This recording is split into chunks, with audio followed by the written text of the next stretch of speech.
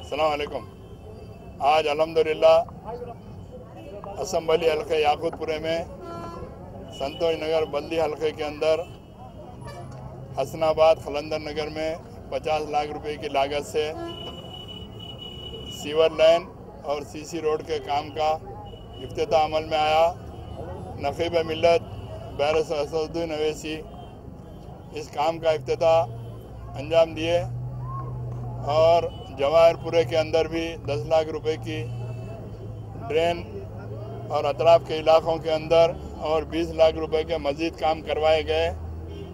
अल्हम्दुलिल्लाह संतोष नगर डिवीज़न में आज 1 करोड़ रुपए की लागत से जुमला कामों का इफ्तिताह अमल में आया।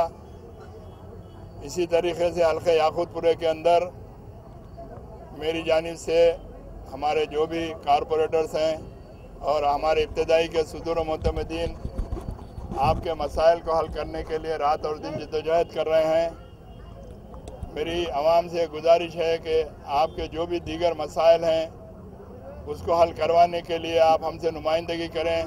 इंशाअल्लाह ताला उसे पूरा करवाने की मुमकिन कोशिश की जाएगी।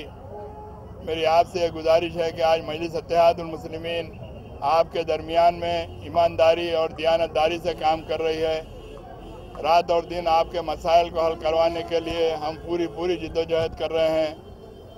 इसी तरीके से याकूतपुरे के और भी हल्कों में इंशाअल्लाह आइंदा 10 दिन के अंदर दूसरे बल्दी डिवीजन्स के अंदर लाखों रुपए के काम मंजूर हो चुके हैं और काम शुरू हो चुके हैं। इंशाअल्लाह उसका इफ्तिताह भी अमल में आएगा।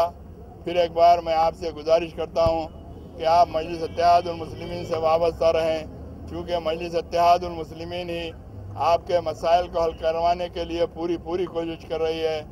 आज जैसा कि आज बहुत सारे लोग आपके दरमियान में आकर झूठे वायदे करेंगे, आपको कोई मजलिस आपके लिए कोई नई जमात नहीं है। आज बरसा बरस से आपके दरमियान में रहकर आपके छोटे से छोटे काम को मजलिस ही हल करवा रही है।